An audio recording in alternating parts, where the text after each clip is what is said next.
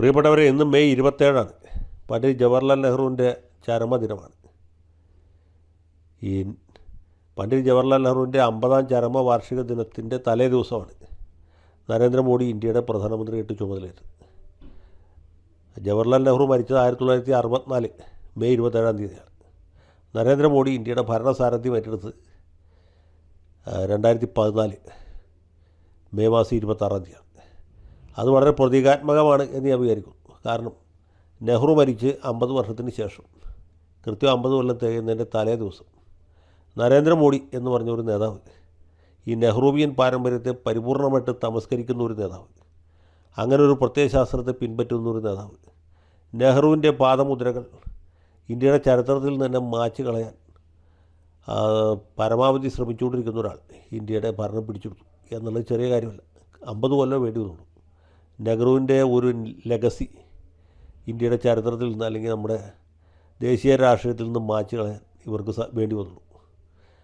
നമ്മളിവിടെ ചർച്ച ചെയ്യുന്നത് ഇന്നലെ മോഡിയുടെ വിജയത്തെക്കുറിച്ചാണ് ചർച്ച ചെയ്തത്. ഇന്ന് നമ്മൾ ചർച്ച ചെയ്യുന്നത് കോൺഗ്രസിൻ്റെ പരാജയത്തെക്കുറിച്ചാണ്. കോൺഗ്രസ് എന്ന് പറഞ്ഞൊരു വലിയ പാർട്ടി, ദേശീയ സമരത്തിൻ്റെ ദേശീയ നേതാക്കന്മാരുടെയൊക്കെ പൈതൃകം പിൻപറ്റുന്ന ഒരു പാർട്ടി, മഹാത്മാഗാന്ധിയുടെ പാർട്ടി, നെഹ്റുവിൻ്റെ പാർട്ടി, സർദാർ പട്ടേലിൻ്റെ, അബുൽ കലാം ആസാദിൻ്റെ, രാജഗോപാലാചാര്യയുടെ പാർട്ടി, ഇന്ത്യക്ക് സ്വാതന്ത്ര്യം നേടിത്തന്ന പാർട്ടി, പിന്നീട് ലാൽ ബഹദൂർ ശാസ്ത്രിയുടെയും ഇന്ദിരാഗാന്ധിയുടെയും രാജീവ് ഗാന്ധിയുടെയൊക്കെ നേതൃത്വത്തിൽ മുന്നോട്ട് പോയ പാർട്ടി, ഇന്ത്യൻ പാർലമെൻറ്റ് ദീർഘകാലം ഭൂരിപക്ഷം ഉണ്ടായിരുന്ന പാർട്ടി, രാജ്യസഭയിലും ലോക്സഭയിലും ഭൂരിപക്ഷം ഉണ്ടായിരുന്ന പാർട്ടി, നിരവധി തവണ ഇന്ത്യൻ ഭരണഘടന മാറ്റി എഴുതിയ പാർട്ടി.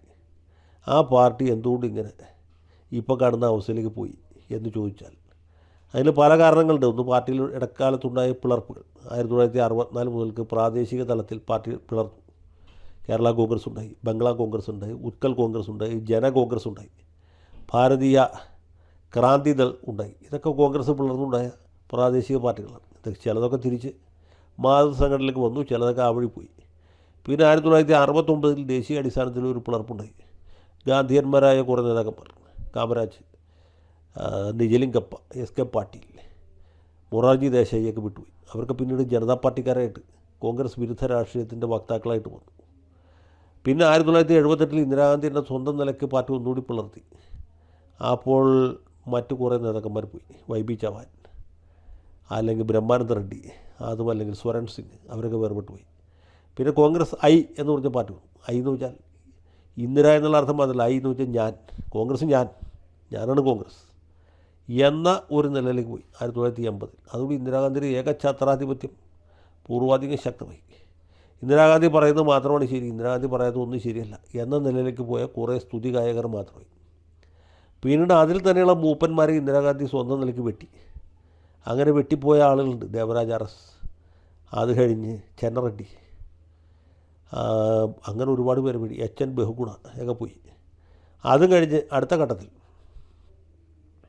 രാജീവ് ഗാന്ധി വന്നു. അദ്ദേഹത്തിന് രാഷ്ട്രീയത്തിൽ പ്രായോഗിക പരിചയം വളരെ കുറവായിരുന്നു. ചെറുപ്പക്കാരനായിരുന്നു, സുന്ദരനായിരുന്നു എന്നുള്ളതിനപ്പുറത്ത് പുള്ളിക്ക് ഭരണരംഗത്ത് പരിചയം കുറവായിരുന്നു, പാർട്ടി പ്രവർത്തന രംഗത്ത് പരിചയം കുറവായിരുന്നു. അദ്ദേഹം കാര്യങ്ങളൊക്കെ പഠിച്ചു വന്നപ്പോഴത്തേക്കും ഭരണം നഷ്ടപ്പെട്ടു. ഭരണം പിടിച്ചെടുക്കാമെന്ന ഘട്ടം വന്നപ്പോഴത്തേക്കും അദ്ദേഹത്തിന് അകാല നിര്യാണമുണ്ടായി. അതിനുശേഷം അവ്യവസ്ഥിതി വർദ്ധിച്ചു. അന്ന് ഇന്ത്യയുടെ പ്രധാനമന്ത്രിയായിട്ട് ശരത് പവാർ വന്നിരുന്നെങ്കിൽ രാജ്യത്തിൻ്റെ ചരിത്രം മാറിപ്പോയത്. പക്ഷേ എന്ത് ചെയ്യാൻ പറ്റും, അന്ന് നരസിംഹറാവുമാണ് വന്നത്. പുള്ളിയുടെ സമയത്തുണ്ടായ പ്രശ്നങ്ങൾ, ന്യൂനപക്ഷ സമുദായങ്ങൾ പോലും കോൺഗ്രസിനെ കൈവിട്ടു. ഭൂരിപക്ഷ സമുദായങ്ങൾ അതിന് മുമ്പ് പോയി. ജാതി രാഷ്ട്രീയത്തിന് കിട്ടിയ പ്രാമുഖ്യം, അങ്ങനെ നരസിംഹത്തിൻ്റെ ഭരണം കഴിഞ്ഞപ്പോഴത്തേക്കും കോൺഗ്രസ് പിന്നെ ഏതാണ്ട് ഓക്സിജൻ ചാമ്പറിലായി. പിന്നെ സോണിയാഗാന്ധി പാർട്ടിയുടെ നേതൃത്വം ഏറ്റെടുത്തു.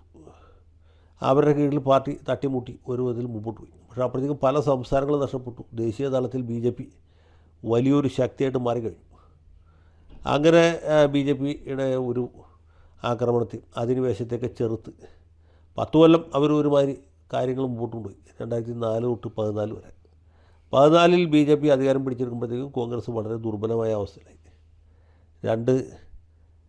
തുടർച്ചയായ 2 പാർലമെൻറ്റുകൾ ഇന്ത്യക്ക് പ്രതിപക്ഷ നേതാവില്ലാത്ത അവസ്ഥ വന്നു. കാരണം അതിന് പാകത്തിലുള്ള അംഗസംഖ്യ കോൺഗ്രസിൽ ഉണ്ടാവാതെ പോയി. കഴിഞ്ഞ തവണ കോൺഗ്രസ് ഒരു തിരിച്ചുവരവ് നടത്തുന്നു എന്ന് തോന്നലുണ്ടായി. 100ഓളം സീറ്റുകൾ അവർക്ക് കിട്ടി. പക്ഷേ അതിനപ്പുറത്തേക്ക് ഒരടി പോലും മുമ്പോട്ട് പോകാൻ പറ്റില്ല. കോൺഗ്രസ് മികച്ച പ്രകടനം നടത്തിയ സംസ്ഥാനങ്ങളിൽ പോലും ബി ജെ പി ശക്തമായി തിരിച്ചുവരവ് നടത്തുന്നത് നമ്മൾ കണ്ടു. ഹരിയാനയിൽ, അതല്ലെങ്കിൽ മഹാരാഷ്ട്രയിൽ, മറ്റു പല സംസ്ഥാനങ്ങളിലും ഇത് തന്നെ ആവർത്തിച്ചു. അങ്ങനെ കോൺഗ്രസ് മിക്കവാറും ഒരു തെക്കേ ഇന്ത്യൻ പ്രതിഭാസമായിട്ട് മാറിക്കഴിഞ്ഞു. കോൺഗ്രസ്സിന് ഇപ്പോൾ ഭരണമുള്ളത് ഹിമാചൽ പ്രദേശ് കഴിഞ്ഞാൽ പിന്നെ കർണാടകത്തിലും പിന്നെ തെലങ്കാനയിലും പിന്നെ കേരളത്തിലും പിന്നെ വളരെ വളരെ ഭാഗികമായിട്ട് തമിഴ്നാട്ടിലും മാത്രമാണ്. അപ്പോൾ ഇങ്ങനെ ഒരു തെക്കേ ഇന്ത്യൻ പ്രതിഭാസമായിട്ട് കോൺഗ്രസ് മാറി. മറ്റു പല സംസ്ഥാനങ്ങളും കോൺഗ്രസ്സിന് മേൽവിലാസം പോലും ഇല്ലാതെ ഗംഗാ സമതലത്തിൽ യു പിയിൽ, അല്ലെങ്കിൽ ജാർഖണ്ഡിൽ, അതുമല്ലെങ്കിൽ ബംഗാളിൽ, ബീഹാറിൽ കോൺഗ്രസ്സുകാർ മിക്കവാറും സംസ്ഥാനങ്ങളിലും ഒറ്റ കൈയിൻ്റെ 5 വിരലുകൊണ്ട് എണ്ണി തീർക്കാവുന്ന അത്ര ആളുകൾ. ഇനി വളരെ അപൂർവമായിട്ട് മാത്രം 2 കൈയിൻ്റെ കൂടി 10 വിരൽ ഉപയോഗിക്കേണ്ടി വരും. ഇത്രയുള്ളൂ കോൺഗ്രസ്. കോൺഗ്രസിൻ്റെ കോട്ടകൊത്തളങ്ങളൊക്കെ തകർന്നു. പിന്നെ ബി ജെ പിയുടെ ഒരു വലിയ ഭാഗ്യം എന്ന് പറയുന്നത് രാഹുൽ ഗാന്ധി പ്രതിപക്ഷ നേതാവായിട്ട് ഇരിക്കുന്നു എന്നുള്ളതാണ്. അദ്ദേഹം അവിടെ ഉള്ളിടത്തോളം കാലം ഇവർക്ക് പേടിക്കാനില്ല എന്നാണ് ബി ജെ പിക്കാർ പകുതി കളിയായിട്ടും പകുതി കാര്യമായിട്ടും പറയുന്നത്. അതിലൊരു ചെറിയ സത്യമുണ്ട് എന്ന് ഇത് കാണുന്ന ഏതൊരു കോൺഗ്രസ്സുകാർക്കും മനസ്സിലാവും. ഈ കഴിഞ്ഞ കേരളത്തിലെ നിയമസഭാ തെരഞ്ഞെടുപ്പ് കഴിഞ്ഞപ്പോൾ തന്നെ രാഹുൽ ഗാന്ധി എടുത്ത തത്വാധിഷ്ഠിതമായ നിലപാടെന്തായിരുന്നു? പിന്നെ ആ നിലപാടിൽ നിന്ന് പുള്ളി അങ്ങനെയാണ് പുറകോട്ട് പോയത് നമുക്ക് എല്ലാവർക്കും അറിയാം.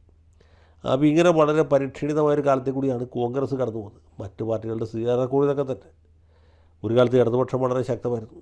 ഇപ്പോൾ ഇടതുപക്ഷം ഒരു സ്ഥലത്തും ഭരണത്തിലില്ല. പശ്ചിമ ബംഗാൾ പോയി, ത്രിപുര പോയി, കേരളത്തിൽ പ്രതിപക്ഷത്തായി ദയനീയ പരാജയം ഏറ്റുവാങ്ങി.